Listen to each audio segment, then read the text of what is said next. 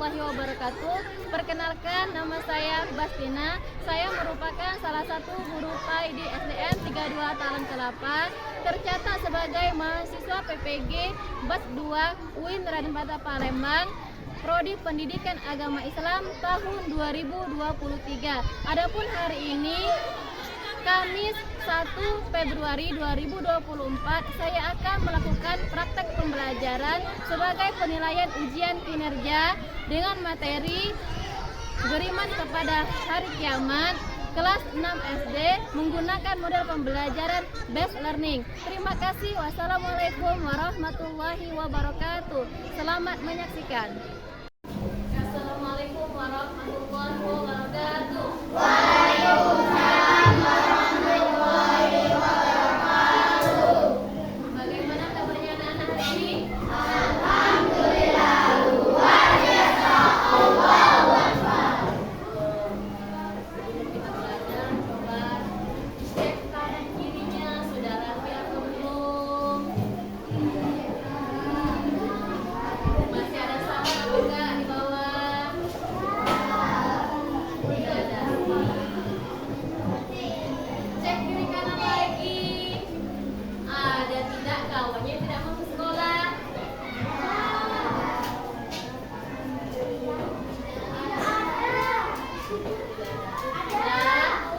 Sebelum memulai pembelajaran, marilah sama-sama kita berdoa terlebih dahulu. Berdoa mulai. Bismillahirrahmanirrahim. Alhamdulillahirabbil alamin. Arrahmanirrahim. Maliki yaumiddin. Iyyaka na'budu wa iyyaka nasta'in. Ihdinas siratal mustaqim. Siratal ladzina an'amta 'alaihim ghairil maghdubi 'alaihim waladdallin. Amin. Rabbi zidni ilma warzuqni fahma. Amin ya rabbal alamin. Coba cek dulu kiri kanannya. Ada tidak yang tidak hadir hari ini?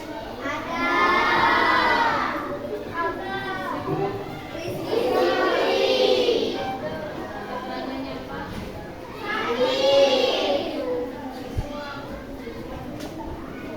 Cuma satu ya?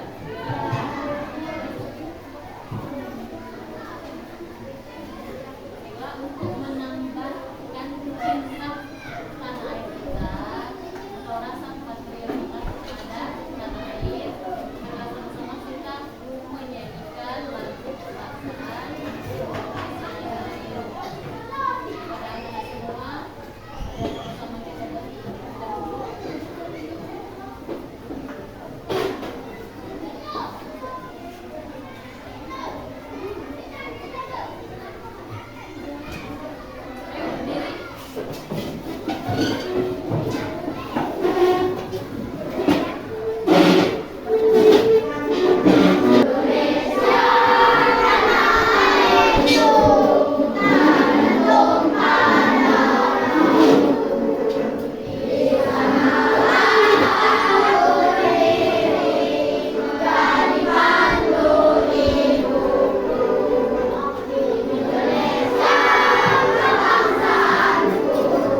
Bangsa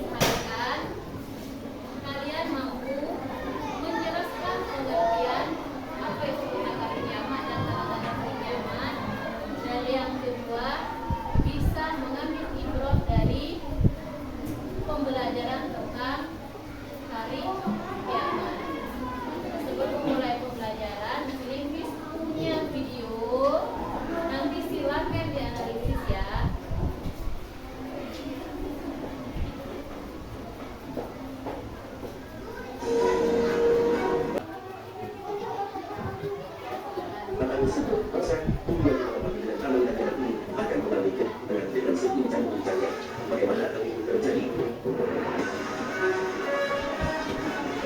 Pemirsa, setelah matahari berbintang barat, kemunculan api yang akan mengiring manusia dan munculnya binatang yang bisa berbicara di akhir zaman, maka bumi dan alam semesta mulai memasuki detik-detik kehancurannya yang membuat puncak juga Allah Subhanahu wa Ta'ala segera terjadi. Entah setelah berapa tahun, makhluk di dunia terkejut, sangkakala telah ditiup malaikat. Dan ingatlah hari ketika ditiup sangkakala, maka terkejutlah segala yang di langit dan segala yang di bumi, kecuali siapa yang dikehendaki Allah, dan mereka semua datang menghadapnya dengan merendahkan diri. Al-Quran Surah An-Naml ayat 87. Inilah tiupan pertama dari tiupan perintah Allah Subhanahu wa Ta'ala yang disebut dengan nafkhatul azab atau tiupan mengagetkan yang menyebabkan kepanikan atau terkejutnya seluruh makhluk. Pada tiupan ini, seluruh alam semesta termasuk langit dan bumi serta alam bawah akan berguncang dengan sebenar-benar goncangan yang luar biasa, dan hilanglah hukum gravitasi yang biasa kita kenal. Bintang-bintang berjatuhan, planet-planet saling bertuburkan, bersama matahari dengan bulan, dan hilanglah cahayanya. Setelah itu keadaan alam semesta kembali seperti sebelum Allah menciptakannya. Hal ini terjadi dengan tiba-tiba saat semua manusia sedang sibuk mengurus urusan dunia mereka. Allah Subhanahu wa Ta'ala berfirman, mereka tidak kuasa membuat satu satu dan tidak pula dapat kembali kepada keduanya. Al-Quran Surah Yasin ayat 48 hingga 50. Tiupan sangkakala yang pertama ini panjang, seluruh makhluk ketakutan dan amat terperanjat. Dapat yang besar dahsyat sebagaimana disebutkan dalam Al-Quran, sehingga ibu yang sudah anaknya akan melepaskan mencampakkan anaknya. Orang yang hamil tidak membahayakan anaknya walaupun janinnya masih muda. Manusia yang bintang-bintang seperti kupu di perkenalan. Suara menggelegar yang menyebabkan keguncangan dan kepanikan semua yang berada di langit dan di bumi, kecuali siapa-siapa yang dikehendaki oleh Allah Subhanahu wa Ta'ala. Lalu siapa yang dikehendaki oleh Allah Subhanahu wa Ta'ala yang telah mendengarkan kepada siapa sangkakala ini?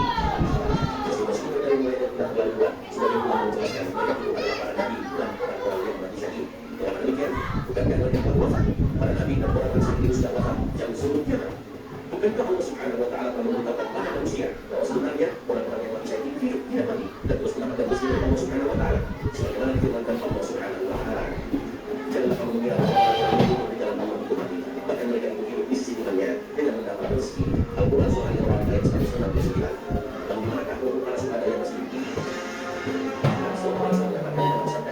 Sesungguhnya hukum para syuhada itu ada di dalam Al-Quran berbicara. Baginya ada lentera-lentera yang bergantung di atas.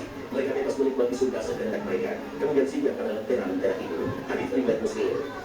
Kemudian inilah yang akan bergantung dan bergantung dan tiupan sangkakala yang sangat dahsyat ini. Mereka mendapatkan perlindungan dari Allah Subhanahu wa Ta'ala. Mereka tiupan sangkakala karena diperintahkan oleh Allah untuk meniupan surga, merongkai sangkakala sebanyak 3 kali tiupan bila dalam akhirat.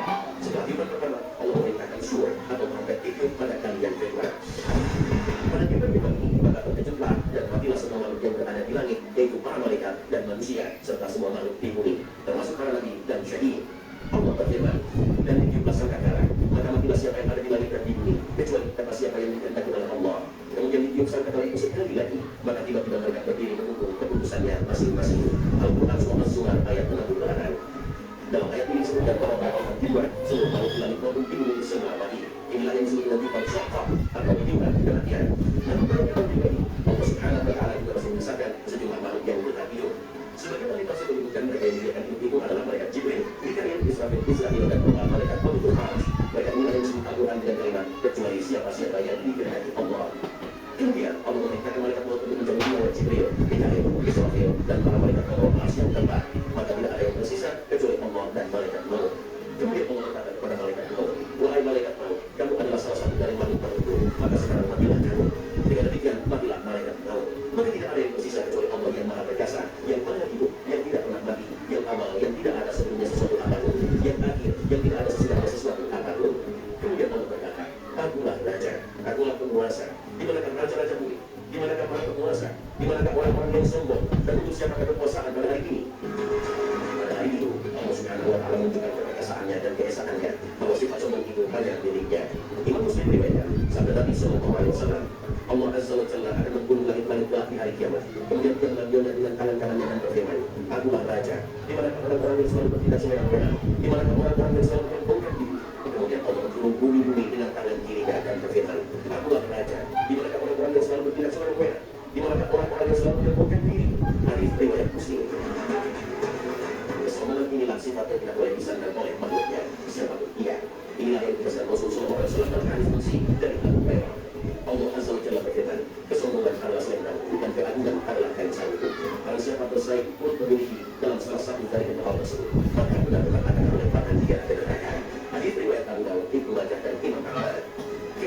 semesta akan tetap seperti itu hingga waktu yang ditentukan untuk ditiupkan sangkakala ketiga, yaitu tiupan kebangkitan. Entah berapa lama jarak antara waktu tiupan kedua dan ketiga, atau tiupan kematian dan kebangkitan. Lalu kita mulai berkaitan sampai dari sore kemarin salah. Jarak antara dua tiupan adalah 40. Kalau sahabat bertanya, mulai kamu berapa? Apakah 40 hari? Aku Hurairah menjawab, aku enggan. Mereka bertanya lagi, 40 bulan? Abu Hurairah menjawab, aku enggan. Mereka bertanya lagi, 40 tahun? Abu Hurairah menjawab, aku enggan. Hadits riwayat Bukhari. Meski Nabi SAW menyebutkan angka 40 kepada Abu Hurairah, akan tetapi Nabi tidak menjelaskan apakah 40 hari, bulan, atau tahun. Apapun itu, baik hari, bulan, atau tahun, angka 40 yang disebutkan Nabi itu tentu waktu yang sangat lama sekali. Karena saat itu sudah memasuki waktu akhirat, yang durasinya 1 hari di akhirat sama dengan 50.000 tahun di dunia. Baiklah, demikianlah tayangan video tadi tentang dahsyatnya hari kiamat. Sekarang misalnya setelah kalian menonton tentang video tadi, apa yang kalian pikirkan tentang hari kiamat? Takut mati, terus ada lagi takut pisah dengan keluarga. Terus apa lagi? Setelah kalian menonton video tentang dahsyatnya hari kiamat, apa yang kalian pikirkan? Selain takut mati, takut pisah dengan keluarga, ada lagi? Takut masuk neraka. Dan apa itu kiamat?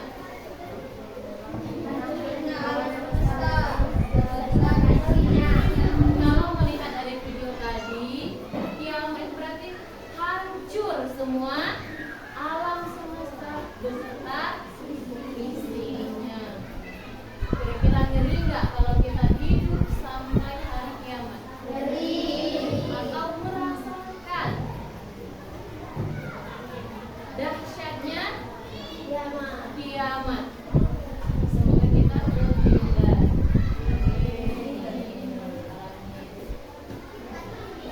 Jadi kiamat tadi, setelah kita menonton video tadi, mudah-mudahan ada gambaran apa itu hari kiamat. Apa aja tanda-tanda hari kiamat sudah dijelaskan di dalam video tadi ya. Jadi hari kiamat itu lagi hari berakhirnya semua kehidupan di dunia. Semua kehidupan baik hewan, tumbuhan, manusia, bahkan semua tata surya, semuanya berakhir ketika datangnya hari kiamat. Nah, di sini kiamat dijelaskan di dalam surat berapa? Al-Qari'ah. Sudah dijelaskan oleh dalam Al-Qari'ah dan banyak ayat lain yang menjelaskan tentang hari kiamat. Nah, hari kiamat ini terbagi menjadi dua macam. Pertama, kiamat sughra atau kiamat kecil. Apa saja tanda-tanda kiamat kecil? Contoh kiamat kecil apa? Gempa, banjir, kematian, longsor juga termasuk kiamat sughra atau kiamat kecil. Yang kedua yaitu kiamat besar atau kiamat kubra, di mana kiamat besar ini hancur semuanya, tidak ada lagi yang tersisa. Sebagaimana dijelaskan di video tadi, ada 3 tiupan sangkakala. Yang pertama mulai diguncangkan, tidak saling mengenal lagi ketika datangnya hari kiamat. Ibu yang bahkan seorang ibu yang lagi mengandung bisa langsung melahirkan, tidak ada lagi yang peduli dengan orang lain. Ketika datangnya hari kiamat, semua manusia itu berdiri berlari. Mereka ingin menyelamatkan diri masing-masing. Padahal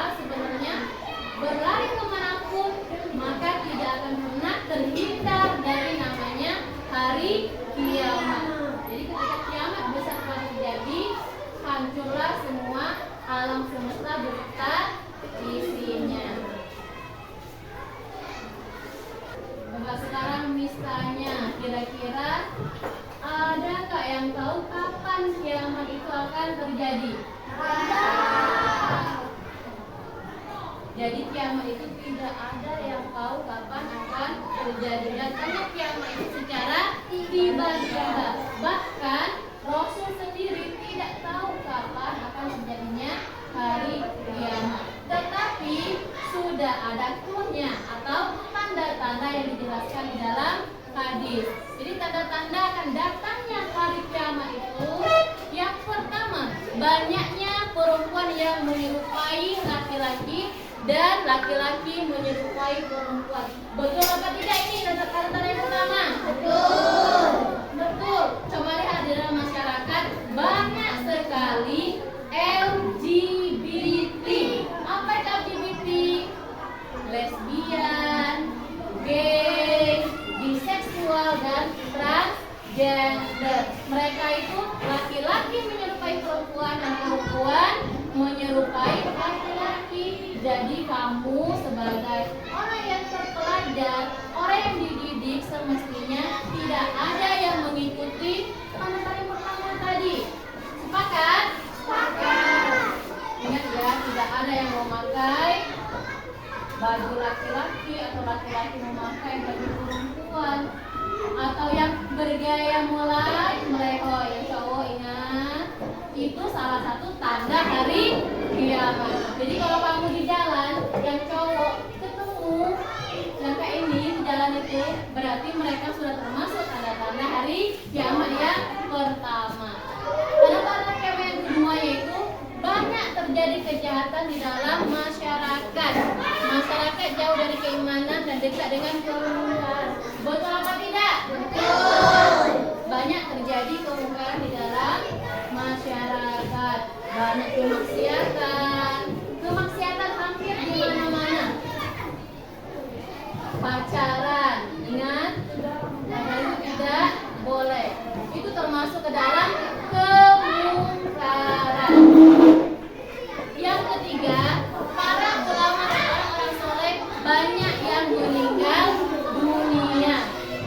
Sudah masuk belum tanda-tanda ini? Sudah. Untuk sekarang sudah banyak para ulama yang meninggal dunia. Yang keempat, umat Islam bertambah banyak tetapi rendah kualitasnya. Mereka tidak memiliki keimanan yang kuat sehingga mudah terpengaruh dengan keadaan. Betul apa tidak? Betul. Sudah masuk belum tanda-tanda ini? Sudah. Orang Islam banyak, terutama di Indonesia. Mayoritas orang Indonesia itu beragama Islam. Tetapi tidak menutup kemungkinan bahwa orang Islam di Indonesia itu hanya Islam KTP. Yakin tidak? Iya. Yang cewek boncengan dengan cowok, pakai baju casing, pakai hot pants, celana pendek, dan ternyata dia orang Islam. Terkadang kita sulit membedakan antara orang Islam dengan non-muslim. Ini sendiri kadang bingung mana yang muslim, mana yang non-muslim. Kan kalau orang Islam wanitanya ditandai dengan memakai hijab menutup aurat. Terus yang terakhir ada hikmah beriman kepada hari kiamat. Sebagaimana video yang kita tonton tadi, jadi hikmah beriman kepada hari kiamat yang pertama itu rajin beribadah. Jadi setelah kalian belajar ini, Miss sangat mengharapkan kalian untuk meningkatkan kualitas ibadah. Kenapa? Karena kita tidak tahu kapan kiamat itu akan terjadi. Mulai kapan, Miss? Mulai sekarang. Mulai sekarang beribadah yang tidak menutup aurat. Cepat tutup aurat sebelum kiamat datang. Setidaknya kiamat kecil yaitu kematian. Terus apa lagi? Salat. Ini kan sudah kelas 6 sekarang. Sudah kelas 6. Harus sholat. Sudah masuk masa puber.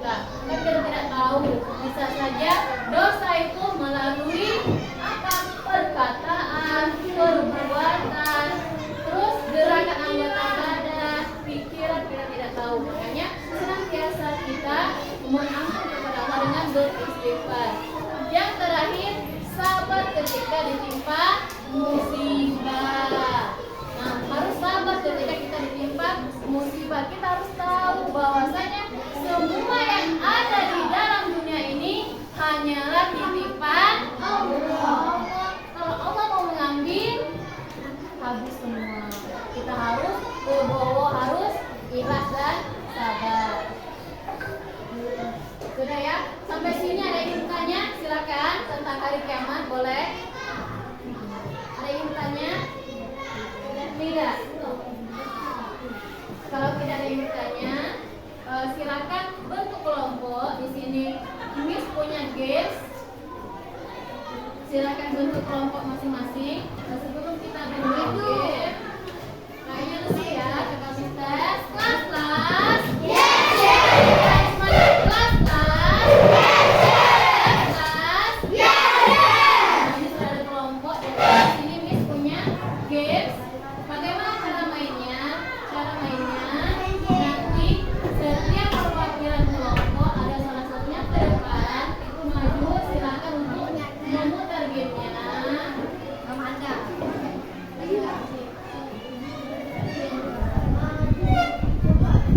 Nah, setelah keluar pertanyaan, nanti dijawab per kelompoknya masing-masing. Jadi satu soal ini nilai skornya ada 25. Paham? Paham belum? Kalau sudah paham,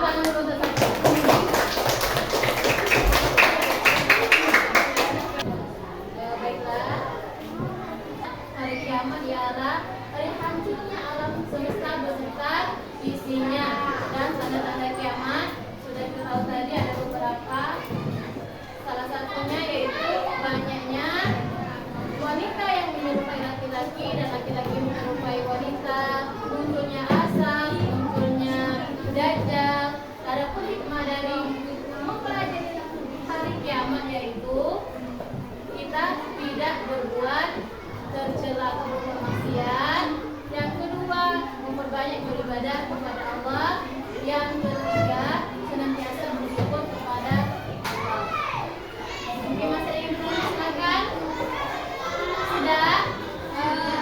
Kalau sudah, silakan bereskan.